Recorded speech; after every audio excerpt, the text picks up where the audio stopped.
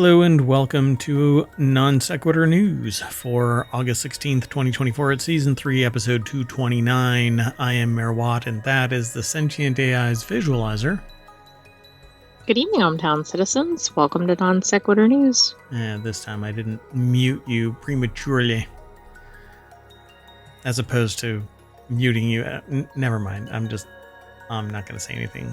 Today we're going to be, which is funny because muting myself. Anyway, today we're going to be talking about The Onion is to resume printing, North Korean tourism, former airport in Canada, Fedora sells for a lot, hitting a police car without donuts, rail bridge collapse, Missouri woman has no grace, lottery billboards hacked, McDonald's collector cups, and a doomsday fish.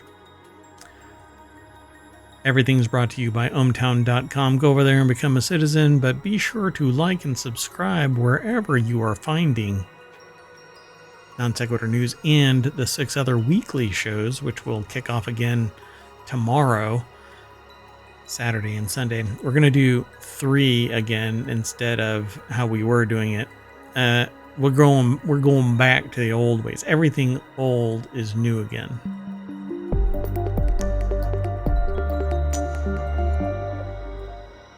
Until maybe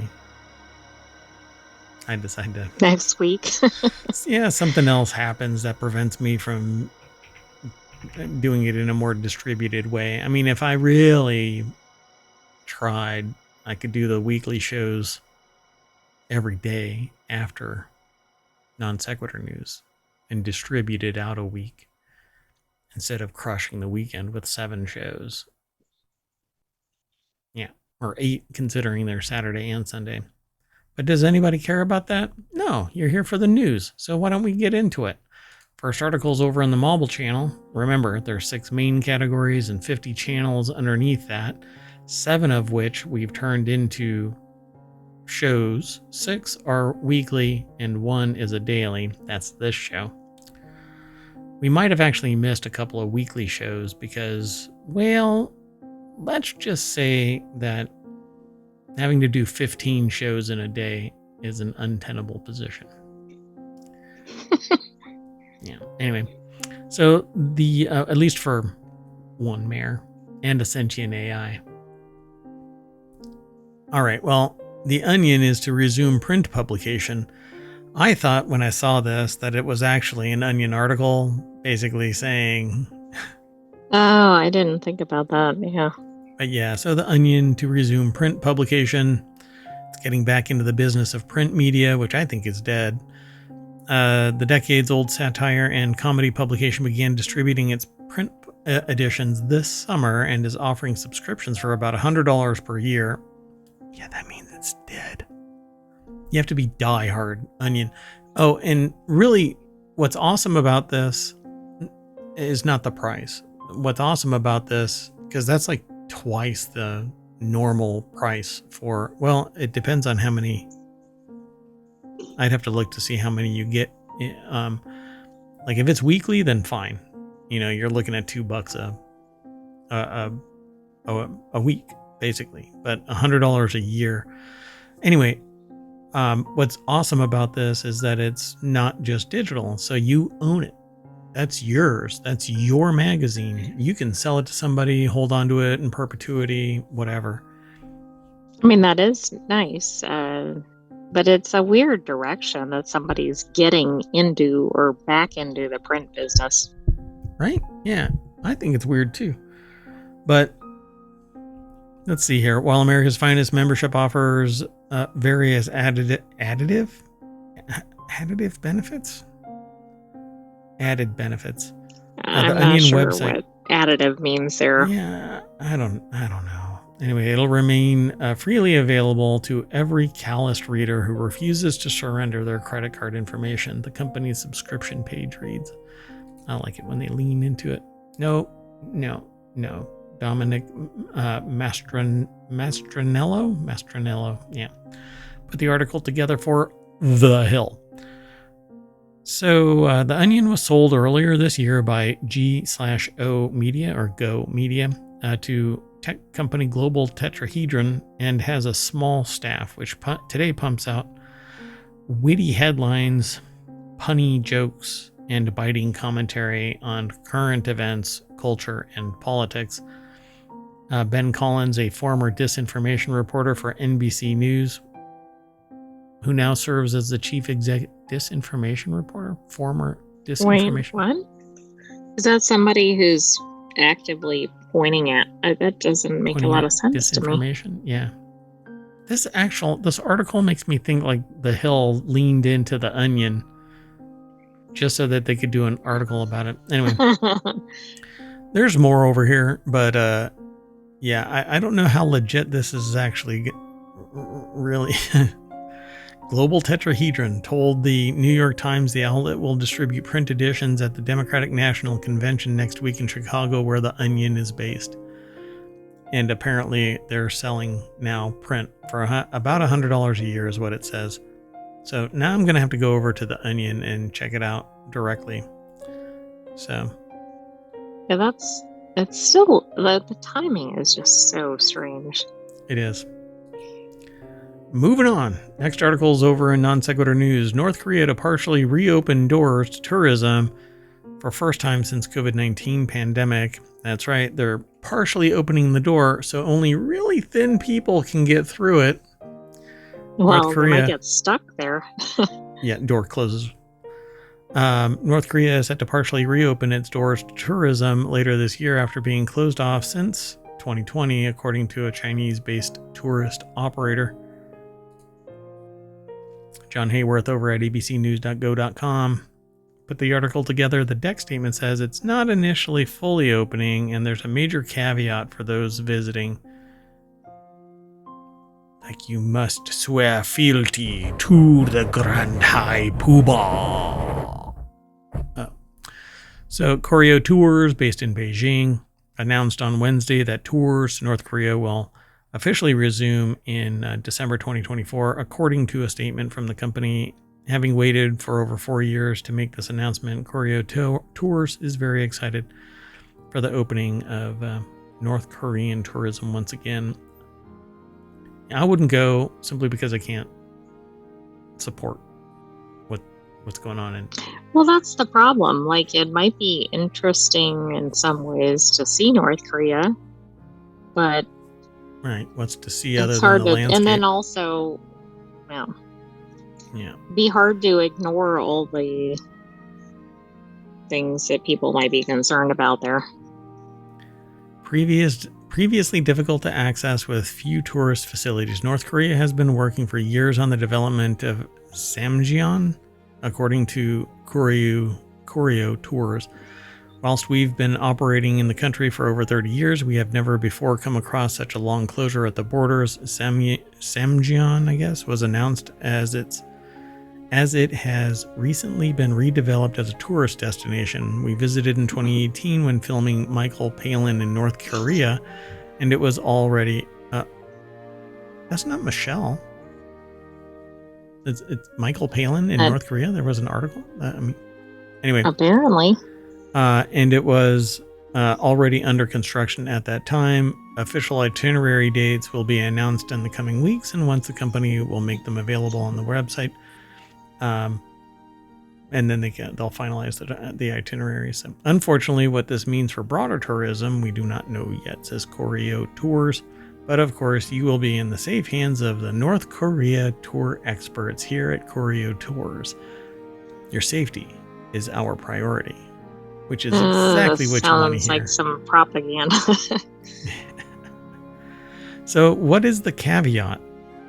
Right? We kind of skimmed over this really quick. And who's authorized to go into North Korea? Like, do you have to have a visa or... Oh, for sure. You have to have a visa, yeah. But I mean, like, are you going to be even admitted from certain countries? Oh, who knows? Yeah, make a reservation. We'll see. Moving on. Next article is over in Non Sequitur News. A former airport in Canada is being transformed into a $22 billion development with 7 unique neighborhoods.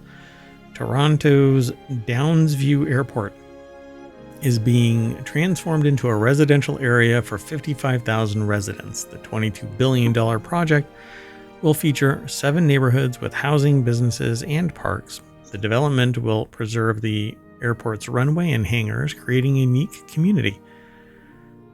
An old airport in Toronto. That's how it was described. Oh, $22 billion project, but only 55,000 residents. Yeah, that seems a little overpriced per capita. Also, you know what an old airport is good for? Being an airport. Yeah. Like that should have been the first thought. But this is neat. You don't see this every day. Michaela Friel over at Business Insider put the article together. The development will preserve the airport's runway, so if you do need that airport to function as a airport, you can just land. Okay, but doesn't that mean somebody will be like landing at the new school or landing at the new park or Hey, kids need to be a little bit more alert. So if it lands and the kids are out there, dodge. If you can dodge a wrench, you can dodge a ball or a plane. maybe they'll have like the residents be the people on the runway with, I can't think of what the name is. But. Me neither. The runway people. So a spokesperson for the developer told Business Insider that the project is expected to cost around 30 billion Canadian or 22 billion in freedom bucks. So it's a city within a country above a country. Kind of like a city within a city within a country within a country. Mm-hmm. Over in the city of London is in the city of London, which is in the... Right, which is really odd. Yeah, which is in... Yeah, I don't know how they... Whatever it is. Anyway, Downsview Airport was first used as an airbase for the Royal Canadian Air Force. The Royal Canadian Air Force was World War II, or in World War II, and was the most recently a testing facility for aircraft manufacturer Bombardier. Anyway, so there you go, folks. Bombardier sold the site to PSP Investments. Psst, psst. Cats everywhere are descending on this location. That's right. In 2018 for around 630 in the wrong neighborhood. $635 There's a funny million. YouTube video on that. Yeah. They went, I think it's on YouTube. And like one cat showed up and then they turned on a light or something and there's like 16 up on the up on the rooftops and in the bushes and all over the place. So unlike some previous airport developments where original infrastructure were scrapped, Northcrest is leaning into the site's unique elements. What the heck? I think we're having a demonstration of the pss. Oh, yeah, the pss sound has brought all the life forms to the yard. So, for example, the former runway will be a focal point of the area, connecting all 7 neighborhoods with a pedestrian street that will be just over a mile in length. This is like a giant heat sink in a pocket of green. Yeah, it seems like one of those things where they're like, they need the green belts around cities, so let's pave over it and put a bunch of stuff. So the developer is hoping to attract companies and film studios. He added the airport's original hangars built between the 1950s. Yeah, I'm sure there isn't any asbestos or anything there. And the 90s would be an ideal place. Lead. Yeah. A lot of lead explains what's going on in the world today. So the first of the 7 neighborhoods, the Hangar District. Oh, Watashi. But it should be AR. Huh? Hangar? Well, I mean, if it's named after the airport. Yeah, it's a hangar. No, it's for hangars. It must be where they're doing fashion something. Correct. It's the Fashion District, Hangar District. That's got to be a typo. Anyway, it's not the only project of this kind. Developers in Greece are transforming a former Athens airport into an $8 billion smart city that will have the country's first skyscraper, a high-end mall, and a sports park. Neat. That's cool. I didn't know former airports were development opportunity. Like we're seeing a lot about office buildings, but not airports. Yeah, you got to jack up those prices somehow. Let's artificially constrain competition by getting rid of airports. Next article is over in the Mobile Channel. Indiana Jones' signature fedora sells for a whopping $630,000. That has to be a smelly fedora. Deep-pocketed collector can now say they are, in fact, the man with the hat. The article is over at gizmodo.com. Laura Siricole put the article together. Hey, you know what? Before I go too far, I typed out !NSN, but I did not hit enter. So that will cause the bot to send out a command, and it will pull from the database. Oops. It will pull from the database the articles that we are talking about today, and it will throw them over to Twitch because ohmTown does not talk currently to YouTube.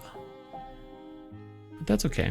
You all over at YouTube get the show notes. So hang out there. You can throw questions into the chat, and I get that. But yeah, the URLs, the links that we talk about today, they'll be in the show notes after the show. Anyway, Laura Siricole put this article together for Gizmo. What? Sorry. I cannot believe somebody would buy this for $630K. Even if they're a big Indiana Jones fan. So, that was a lot of money for a used hat. I know. They could have had mine for like $315,000. For like 50% off. I would totally give them a deal, 50% off. And mine's not as messed up as that one. That one looks old. It's all beaten. Well, it probably has been bombed and shot at and all the things that happened. It looks pretty plain looking, you know, compared to even mine.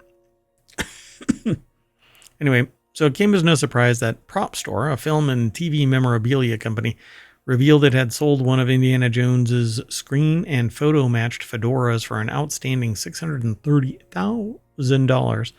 While Indiana Jones wore multiple fedoras throughout the 5 films, this particular topper was from the Temple of Doom.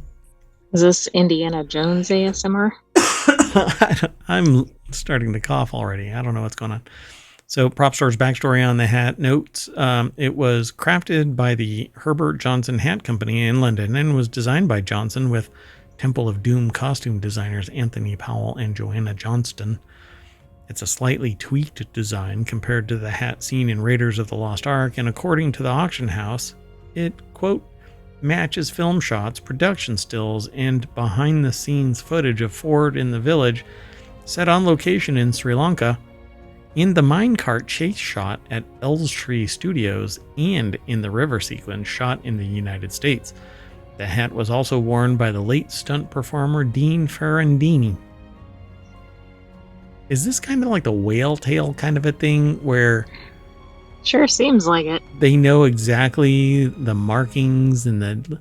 Oh, it has that little hat tag kind of thing, and there's that little ear dimple looking thing, so it's got to be the right... Oh, and it has that little discoloration right there, so it's got to be matched up. That's some... This is some serious commitment, but there are people out there who have watched this movie and it has changed their minds, their whole worldview, yeah.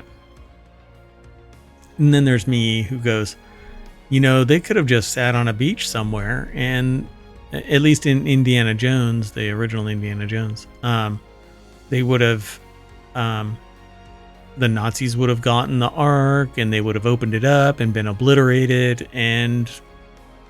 Right, and you didn't even need Indiana Jones. That's right. So, Prop Store's current auction of entertainment memorabilia contains more than 1,400 original or additional lots, including more Indiana Jones curios, such as the unsettling roasted pig and piglet's banquet dish prop from a deleted Temple of Doom scene, and runs through August 18th. Interested participants can place bids online or via telephone by visiting propstore.com/live auction. Guess who's going there after the show?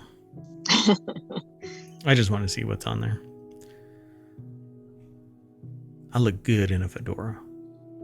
Moving on. Next article is over in four-wheel tag. Hitting a police car without having a donut because you were eating chicken wings is no way to go through life. Some foods are just bad to eat while driving.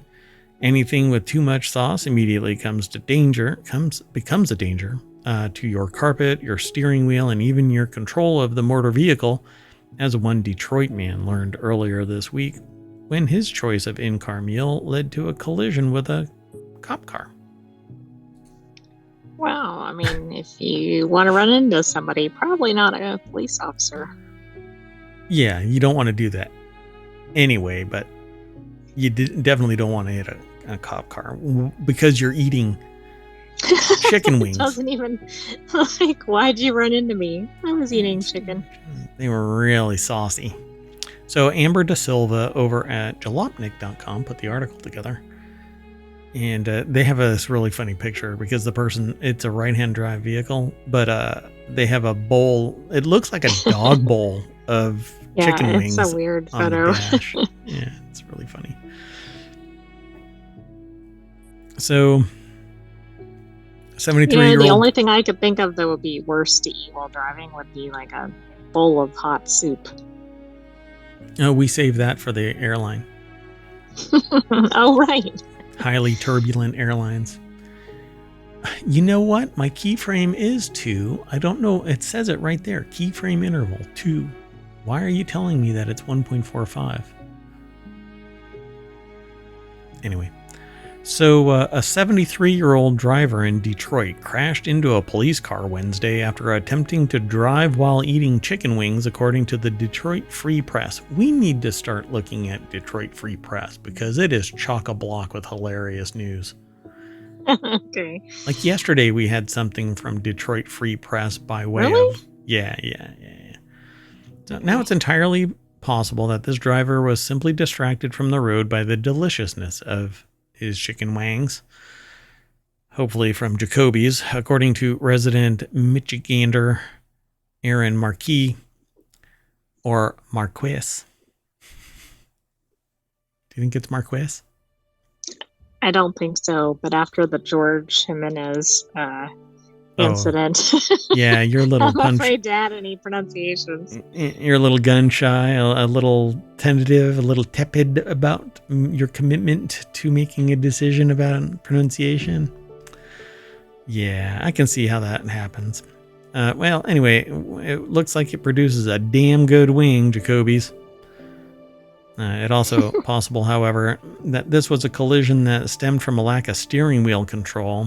It gets hard to grip that smooth Corinthian leather, which is bullshit marketing. I mean, gosh darn marketing.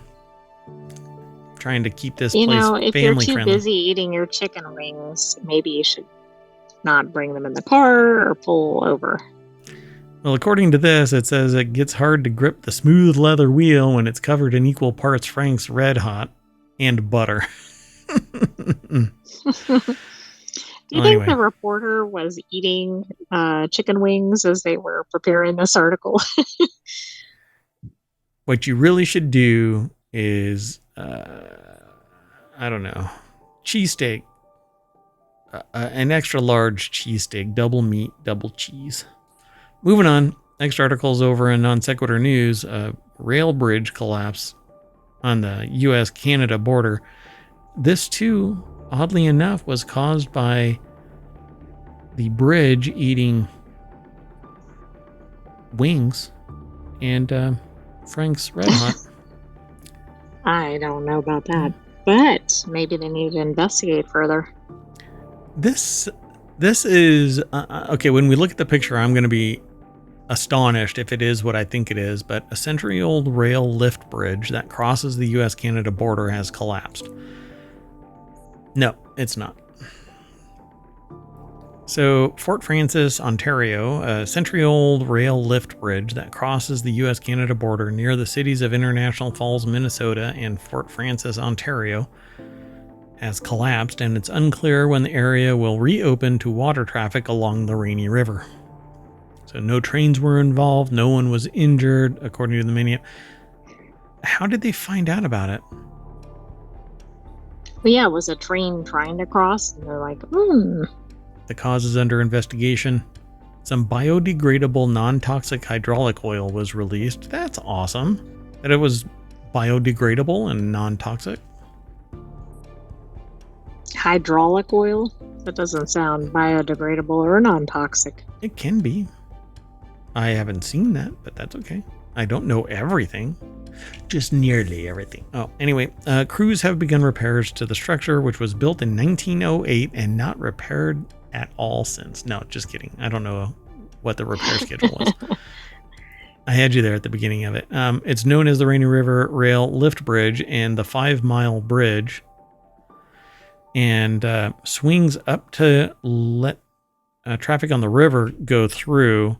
That forms the international border as it runs from the Lake of the Woods to Rainy Lake. Ta-da! Look at that. I could mash that button, but no. Follow the link through ohmTown over to ABC News and the Associated Press, which put this together, abcnews.go.com. Well, it's good it collapsed when nothing was on it. That's right. Moving on. Next article is over in on Sequitur News. Missouri woman charged in scheme to steal Graceland from Elvis Presley's granddaughter, Riley Coe. She must have had a large handbag. Is it Coe? Cough? Kioff? Kyo, I would say. Kyo. Prosecutors charged a Missouri woman with a scheme to steal Graceland from Elvis Presley's family. Lisa Janine Findley, 53, faces fraud and ID theft charges carrying 2 to 20 years in prison. The scheme would have cost the Presleys' granddaughter, Riley Keough, and family members millions. They arrested the Missouri woman, and that's why I titled this, Missouri Woman Has No Grace. Land. Anyway, schemed to defraud Elvis Presley's family by stealing their interest in Graceland and trying to extort them for millions of dollars. So how on earth? Wait. I mean, how do you Riley. steal a property? Laura Italiano from BusinessInsider.com put this article together. I guess that is Riley Keough. The scheme could have cost the granddaughter millions, according to the DOJ. See, if it was me, they wouldn't have. DOJ wouldn't have done jack shit about this. I mean, anything. So the bizarre plot first came to light this spring as part of a legal battle waged by Presley's granddaughter, the actor Riley Keough. Actor? Okay. Who has owned the 13.8-acre Memphis property since her mother, Lisa Marie Presley, died in January 2023. Keough had sued a company that claimed it owned the rights to Graceland, and a judge ruled in Keough's favor in May. Since then, federal prosecutors in Missouri pieced together an intricate case that involved multiple fake identities, forged signatures, and a foreclosure notice in a Memphis newspaper. Oh, so this is that, basically, what do they call it?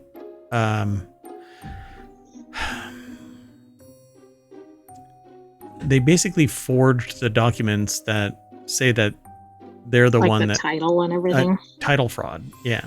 Remember how the person pretended to be somebody remotely and sold a property, but the reason why it didn't actually go through is because the real estate agent said something's hinky about this. Something's not right.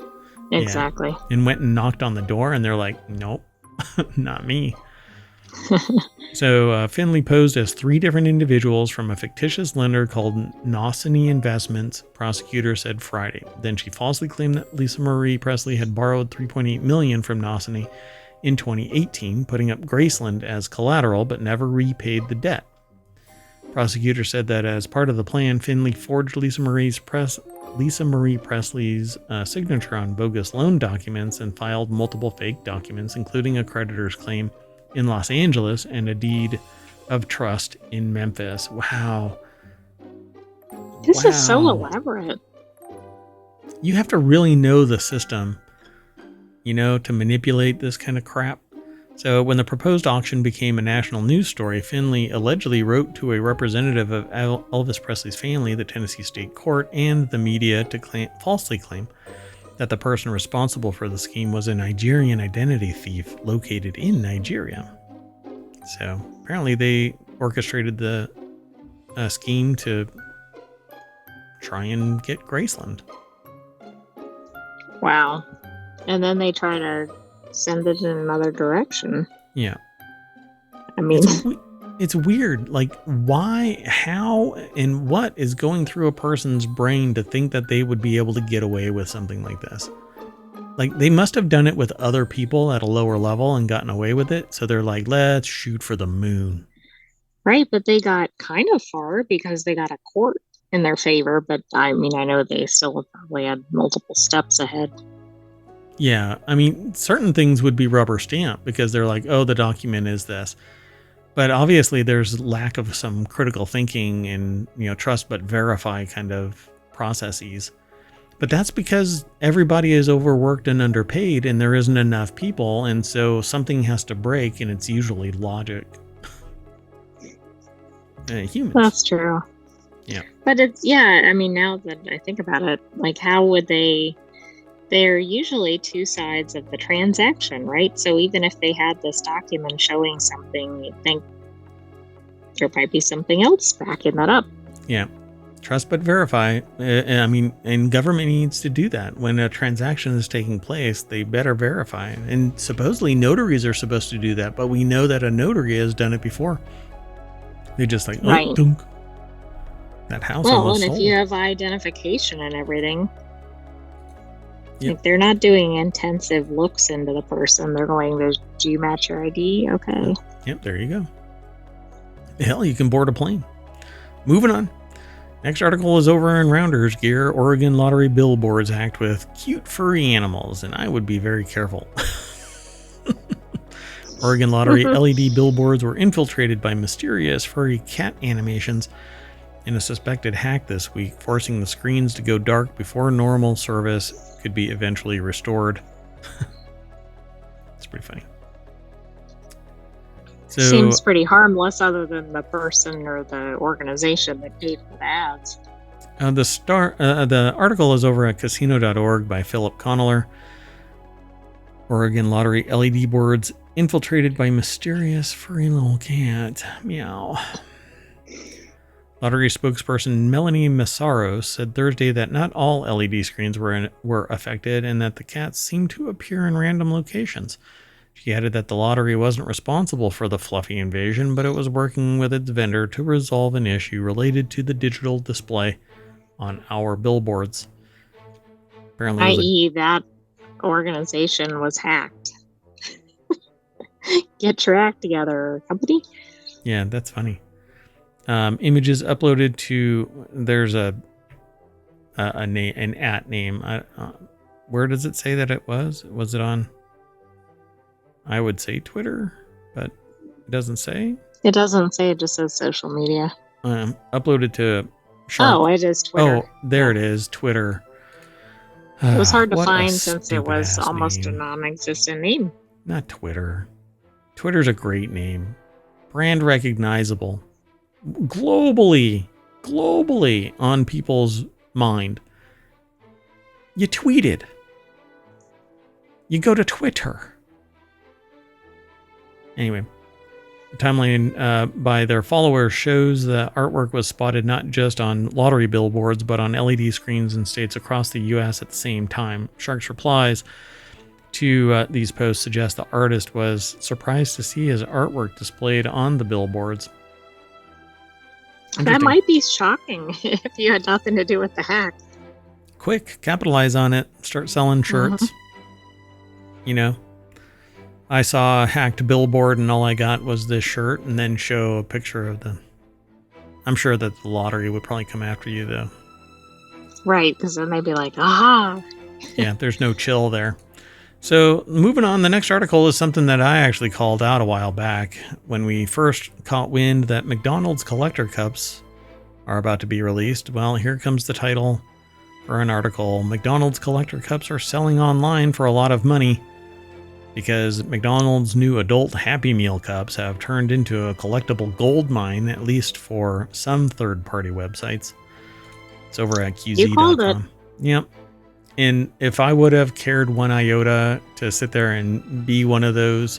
So my problem with this is that when somebody goes and buys all of these and then they start selling them online,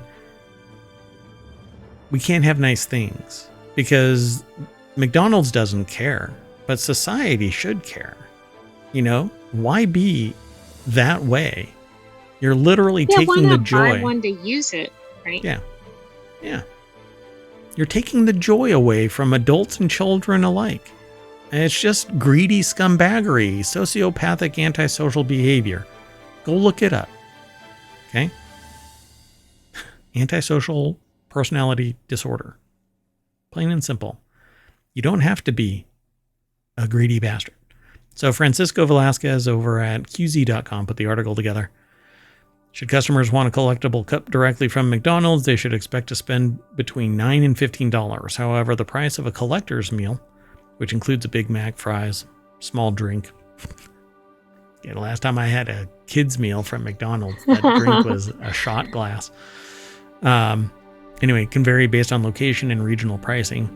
And at some point in the future, I think it's going to be based on what you actually make and what they've managed to glean from your financial records. Anyway, it's important to keep in mind that customers won't know which collectible cup they're going to get until after they receive their order, and they can expect to receive a cup with designs from either Barbie or Hot Wheels, Beanie Babies, Coca-Cola, Hello Kitty and Peanuts, Shrek, Jurassic Park and Minions, or a Grimace glass and Boo buckets. That's a lot of varieties. I guess the point is keep coming back and getting more of these. So, yeah. This comes despite executives mentioning value nearly 90 times during their earnings call. That comment comes from McDonald's latest promotion arrived just after the chain reported second quarter earnings that revealed consumers are still grappling with higher prices, even as inflation shows signs of cooling, which no, leading to lagging sales. Yes, there is a decline, but wait for it. Just wait for it. It's a data manipulation, really, I think. Anyway, other promotions aimed at U.S. customers as well. So, a Big Burger dubbed the Big Arch. They're piloting I think that. we had a mention of that in another article. Yeah, we talk about... Why do we talk about McDonald's this much? We don't even go to McDonald's. McDonald's is a big presence in the U.S. and worldwide. Yeah. So the golden arches are made of the greed and profiteering that they've been taking from your pockets. But hey, you know what? So afterward, are you going to go and get one of these glasses? Yes, as a matter of fact. Moving on. Next article is over on the Mobile Channel. Rare sighting doomsday fish. Oh, wait. Doomsday fish. Found near Southern California shore. So this comes out of San Diego, KSWB and KUSI, in a rare and perhaps ominous sighting. An oarfish was found floating near California's La Jolla shores over the weekend. That's not good. No, that doesn't sound good at all. I used to dive that place. So, according to a spokesperson from Scripps Institution of Oceanography at UC San Diego, a team of science kayakers and snorkelers were out in La Jolla Cove Saturday afternoon and found a dead oarfish. Doomsday. Several people then worked together to carry the sea creature from the ocean to the bed of a truck using a paddleboard. The oarfish was then turned over to professionals at the Institute. Let's take a look. That is not an oarfish. That is. Oh, now I see why it took several people. Yeah. They're long and silvery. It kind of looks like an eel or something. That's I know basically, it's not. Yeah, basically is. Might as well just call it that. Just so people can understand what it is. So, let me close that. So it was deceased. So really anything could have been the cause of this. But let's find out if they actually figured it out. So in 2011, for instance, more than 20 oarfish reportedly washed ashore in Japan just a few months before a 9.1 earthquake struck. Just a couple days after the oarfish sighting in La Jolla, an earthquake with a magnitude of 4.4 shook Southern California about 2.5 miles southeast of Highland Park near Los Angeles. Whether or not these events are connected is questionable, though it does spark some curiosity. So according I guess to the I'd like to know how many oarfish sightings were there, and did all of them have these earthquakes right after? Well, they only have 2. So Right, so it's hard to say that's a trend or a pattern. this one was 12 feet long. Most oarfish measure anywhere between 10 and 30 feet. So, and basically they're being called doomsday fish because when you see one, something bad's gonna happen. Something, it's like a harbinger of something to come. Yep. So you know what's really great about that? All of the states that are in the middle of the United States don't have to worry about it. There's never going to be any doomsday for all of those middle. Right. Only if you're on a coast, I guess. Yep, that's right. I mean, unless you have one in a glass of water. On an ocean coast, right? You're probably not even near a lake or something. I don't know. The Great Lakes, they've got like ships and stuff tooling around at the bottom there. Well, and crocodiles are running around in the rivers in Pennsylvania. And zebra mussels and other fish are in there that are doomsday in a different way. I don't know. I was glad to see this was doomsday because of earthquakes and not doomsday because of climate or something. The way I see it, we should just be completely inundated with fear, uncertainty, and doubt. I'm scared. I'm going to go and get a bunch of doomsday prepper food so that I can... That is not what this channel is about. You know what I forgot to do? The article is by Amber Coakley over at thehill.com. I think I said The Hill, but I didn't say Amber Coakley. So there you go, Amber Coakley. I've said your name 5 times, Amber Coakley. And like all of the articles, you can follow through ohmTown over to the article itself from our source. And we don't get much out of that, right? Like they provide the little snippet that we get, and I usually truncate it quite a bit earlier than what they provide, and we just show that little bit and then say visit the source. Why? Because we want you to go and read it from the source, then come back every day. We typically do the show 7 or 8. We've been doing it kind of haphazardly, kind of almost non sequitur like. Non sequitur. So if you really want to know when we go live, follow us here on Twitch or over on YouTube. There's a Discord. There's podcasts. Get her done. Restream. Yeah. So what I've been doing lately is if you miss any of the week's shows for non sequitur news, I am now restreaming the past 7 days, and it's a constant rotation. So every 24 hours, you basically see it 3 times. So there's never a moment where you shouldn't be able to catch us, at least recorded. And then there's the 1 to 2 hours where we take it offline, get everything ready, and do a show. And you can always catch up on past episodes too, because much of the content is evergreen. Yeah, and you can actually, on ohmTown itself, if you ever are curious, you can go all the way back to 2020. We use this in our Time Machine episodes from time to time. But YouTube, you could just start a playlist. I mean, we have each season, etc. In fact, there's over 1,000 episodes of Non Sequitur News. It used to be called ohmTown Daily News Show, but we changed it because, well, have we met? Anyway, that's it for today. I am Mayor Watt. Right there's the Sentient AI's visualizer. No. Good night, ohmTown citizens. Thanks for joining us for Non Sequitur News. We will have another episode for you tomorrow, and I think we might have some weekly shows for you too.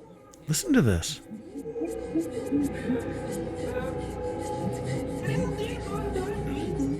That is weird. That is supposed to be ambient sound. Man, I'm getting out of here. I'm scared. See you later.